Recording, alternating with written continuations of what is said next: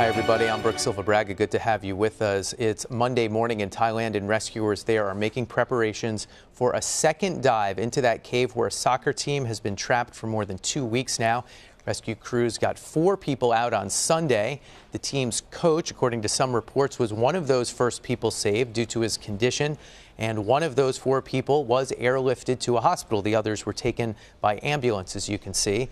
Now, that leaves 9 members of the team still in the cave. And the rescue remains a race against the clock. It's the rainy season now in Thailand, and a downpour could make the rescue much harder. This ordeal, of course, is gripping the country, and the Prime Minister of Thailand will reportedly visit Chiang Rai and meet with rescue officials, perhaps as soon as today. Washington Post Southeast Asia reporter Shibani Mahtani is in Mae Sai, where the soccer team's from. She joins us now by phone. Very good to speak with you. What do we know about today's attempt? When are they going in? Have they gone in? What do we know? Great. Hi, good to be here. So I have heard that the divers will only go back in this afternoon around 4 to 5 p.m. It doesn't look like they've been fully able to kind of prepare the cave again with the compressed air tanks and all the other equipment that they need to carry out the second phase of this mission. So it's going to be a while yet before we that's still another 5 hours or so about how the boys are going. Just to do the math, that for folks, that's about 5 hours from now. We're thinking. Yeah, it looks like they'll only start diving again 5 hours from now, and then from that point, it will take a significant amount of time, maybe another 5 or 6 hours before they attempt to get any of the boys out. And I interrupted you a little bit. You were saying the reason for the delay is because of the trouble restocking the supplies, namely the oxygen tanks? Exactly.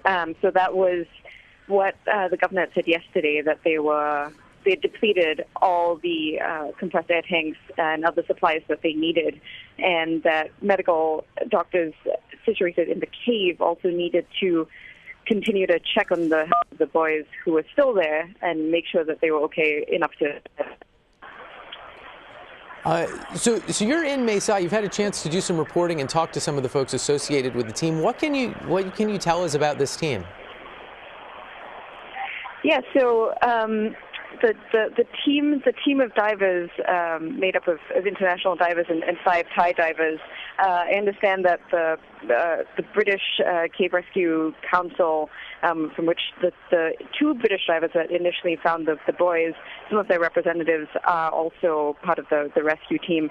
It's a real international effort here, and they were describing pretty dramatic scenes of the rescue yesterday, that each diver was sort of hugging one of the boys with another flanked behind the boys.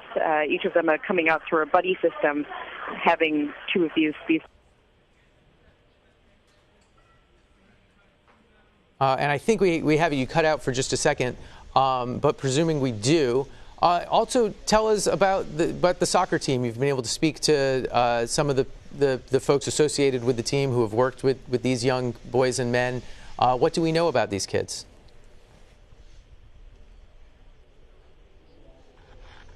Okay, I don't think we have Shibani, but we will have more coverage on this effort throughout the evening. And thanks for her time, Shibani. Sears is a former Navy SEAL. He's in Washington and joins us now by phone. Dave, thanks for the time this evening. If you were attempting this dive over in Thailand, what would be your biggest concern? Really, it's going to be the weather and how quickly can I accomplish this. So it's going to be as the rains rise, we know that we're racing against time, and you want to do the dive deliberately and safely, but as quick as you possibly can. So you're pressured on 2 fronts. It strikes me that it would be a challenge to get. We're looking at pictures of these young men, 11 to 16 years old. They haven't had, proper nutrition for the last 2 weeks. Obviously, a very stressful environment. Many or most of them aren't great swimmers. Those all strike me as big concerns. What would your big concerns be, and what would be the handful of things you would be focusing on the most as you go through this? So the first thing you're going to really focus on are the contingencies. What goes wrong? What could go wrong at each stage for each area of the cave, and do we have procedures or do we have plans in place to mitigate something going wrong? Something will go wrong along the way. It's just how do you handle that? A kid runs out of oxygen, a kid's mask comes off, his air supply line gets cut on a rock. So that's going to happen at some point. It's how do you then handle that? And if you've thought through all of those, as many contingencies as you can, the more prepared you are going to be to deal with them. Yeah, and we were talking to one of your former SEAL colleagues earlier, and he talked about the checklist that going into a mission like this everyone would have. They'd be very well drilled. But it also occurs to me that this is not the type of a mission where we have commandos on video-linked headsets getting information and direction in real time. These are going to be folks, making these decisions on their own in the moment. And I wonder, what is the balance between the contingencies you're describing and just the individual thought of the person who's going to be in that situation all alone under that cave? Well, that's why everybody walks through those together. So you all discuss them together and you walk through. And as I understand it, a lot of the last 9 days or so have been dedicated to practicing getting people out. So they're doing those exact scenarios in that cave. They practice getting somebody out of there. What could go wrong here? Simulate it going wrong. And the whole team talks about that. And then they're going into the cave. So each guy kind of knows his role beforehand, and he's walked through those scenarios in his head so that without a commander coming down and telling you anything, you don't need that. They have experience, and they go, okay, we've walked through this, we've talked through it, I know what I need to do. Yeah, tell us what that training's like. The nearest you trained anything similar to this, be it the water element, the cave element, the novice swimmer element. Like, what in your experience strikes you as, this was a thing I did that was in some way similar to what these guys are going through? Well, one of the big similarities is going under ships, as we do. Ship attacks is kind of one of our bread and butter mission sets as Navy SEALs. And you come into ships under harbor, and we've gone under, different ships practicing from giant aircraft carriers to submarines and all these things. And it's extremely dark. It's extremely confined. You can get vertigo. You're cold. You're exhausted. People can get lost under there. And it's just you and a buddy. And so you have to be able to think through those situations when something goes wrong. And I've seen them go bad, where people run out of air and they've barely made it out, or in some cases not made it out at all.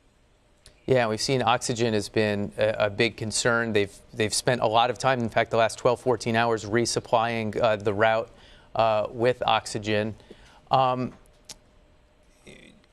it concern you that as novice divers, these folks could go through their oxygen more quickly, could just be people that aren't really prepared to go through this really difficult situation, or does it not matter because you're just kind of dragging someone through the space? They're certainly going to go through it quicker, and that's why you see all the stages, the staging of the bottles, the oxygen tanks along the way so that they have enough air supply. I would guess that they'll probably cut through their supply at twice the rate of the experienced diver. Twice the rate? I mean, it's an estimate. Yeah. But they're going to be doing, they're going to be breathing probably a lot heavier. Now, the guys that are doing the work as well, they're doing a working piece where they're trying to pull another person, pull their tanks. So they're going to be consuming a lot as well, just probably for the level of effort, not the same rate that somebody's nervous. But you account for all that. You walk through that. That's why they have so many bottles staged, and they have these contingency plans in place. Do you guys, if anybody has them, it would be Navy SEALs. Do you have any tricks for not going through your oxygen while you're exerting yourselves? No, calm is contagious. Okay. So you just try to stay calm. Don't panic. As soon as you begin the panic cycle, we have a pretty famous thing that we do. It's well known throughout training called drown proofing. We just have you bob up and down in a pool. 9-foot water, you bob, you just let yourself sink to the bottom, you come up and you take a breath. And you just do that for an hour or longer. It's not a problem as long as you don't panic. It's pretty easy. When you begin to panic, it gets very difficult. You start breathing heavier. You start trying to stay above the water longer to get a deeper breath. You start exerting more muscle energy, which burns more oxygen. And now you get behind the power curve, as we say it. The panic then ensues. Then you need more oxygen, and it just spirals downhill. So you want to keep that calm attitude in the face of all adversity, and you'll be better off. Given the importance of all that, if you're at the start of this long journey with this young man, what would you say to him before jumping in the water? Hey, say, everything's going to be good. I got you. No problem. This is an easy day. It's a walk in the park, buddy. We're all good. You sold me. Exert that total confidence to him. Let him know it is not going to be a problem. You've got it. Follow my direction. Everything is going to be fine. This is just not a big deal. We're going to have fun on this. Well, we hope they are. We understand at this hour it's the start of what could be about an 8-hour round trip to rescue this next group of divers. Dave Sears, former Navy SEAL, thanks so much for your insight tonight. Hey, thanks. Okay, and we've been able to get Shibani Mahtani back on the phone. She's the Washington Post Southeast Asia reporter. And let's pick up where we left off a few moments ago. You've had a chance to talk to some folks related to this Wild Boars soccer team. What can you tell us about the background of these kids that are on the team? Yeah, so all of the boys came from really humble beginnings, grew up in sort of pretty poor village here on the border of Myanmar and Thailand. One of the boys was actually commuting from Myanmar every day into Thailand.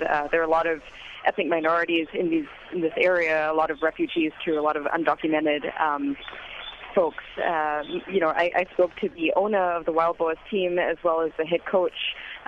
Coach X, the coach who's in with the boys, was actually his assistant. And they were saying that soccer was a way of really motivating these boys. It was kind of their everything. It was the way that they thought they could sort of be bigger than this town and sort of have like a professional career in sports and as athletes. And they would also use soccer to motivate them to do well in school. Like if they got specific grades, then they would get rewarded with, say, new studs or new shorts or a new jersey. And it really was their whole life. There's been a good amount of criticism of the 25-year-old assistant coach who led the boys into the cave. He also has an interesting backstory. What's that? Yeah, so he's actually had a really tragic life. He's an orphan. There was a disease that spread through his town in Thailand and took the lives of both his parents and his younger brother, I believe.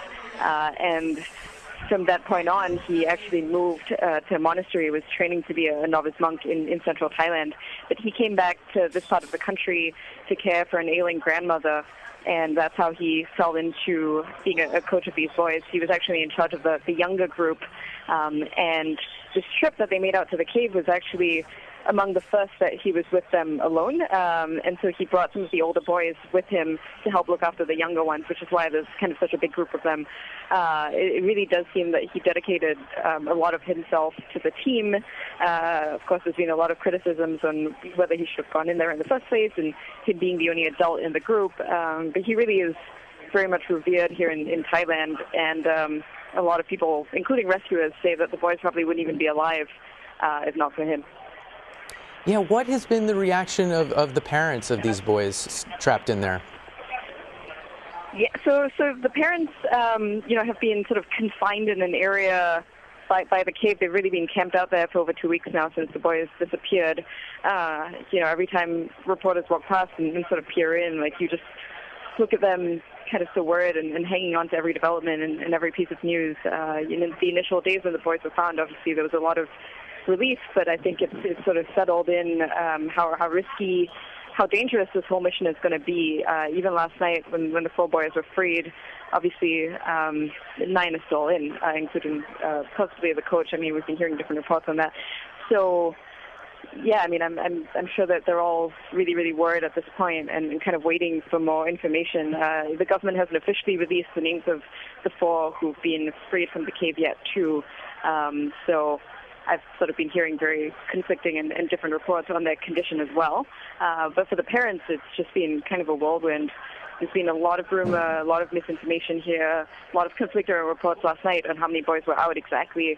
And, when I was talking to the owners and the head coach of the Wild Boars team, they were like, we can't even look at the reports anymore. It's just like too heartbreaking. We just need to know for sure are they out or not. I think that's been hard for them. I know you've spent many years in this region, both in Thailand and maybe especially on the Myanmar side.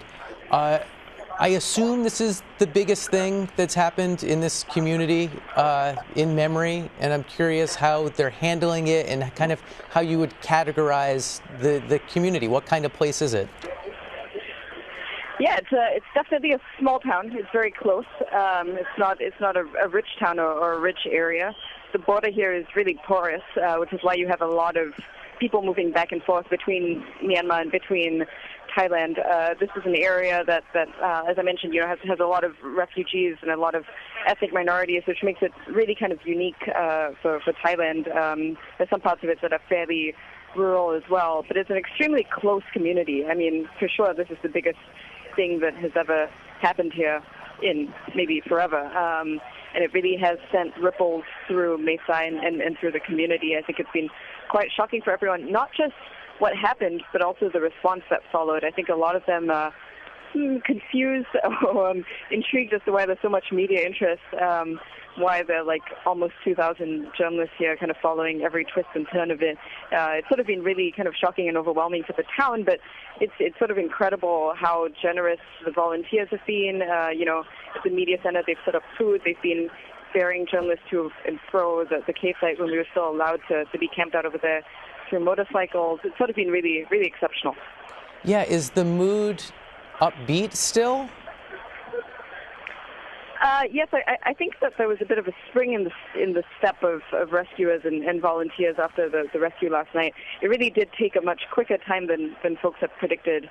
And, we had heard reports that the boys were able to walk out by themselves when they were free from the cave. So people are definitely hopeful, for sure. And then last thing, let's kind of tie together the community response and then the X's and O's part that before we got cut off, you were talking about another 4 or 5 hours before they're even going to be able to go back in. Rain in July is always a threat. How concerned are people about kind of looking at their watch and saying, hold on a second, they're not going to go in until this afternoon. The rain could be threatening. I'm getting worried about all that. Sure, yeah. I mean, I think it's a bit of a catch-22, right? I mean, for the parents, some of the parents had told me earlier that they were actually happy to wait because they really wanted their boys to be fine and healthy enough to do this dive. The risk is both, obviously, the rains and the flooding in the cave, but also something going wrong, especially if the boys are not fully mentally prepared for this and sort of panic along the way. That's sort of a sure way to ensure that something really bad happens in there. So it's really sort of weighing the risks right now, and everyone's just kind of sitting and waiting, watching the skies, watching the rain, trying to get as much information as possible on the rescue effort here. Okay, Shibani Mahtani with some great background on those 9 young men and boys still in that cave working their way out. Thanks so much for your time today. Thank you.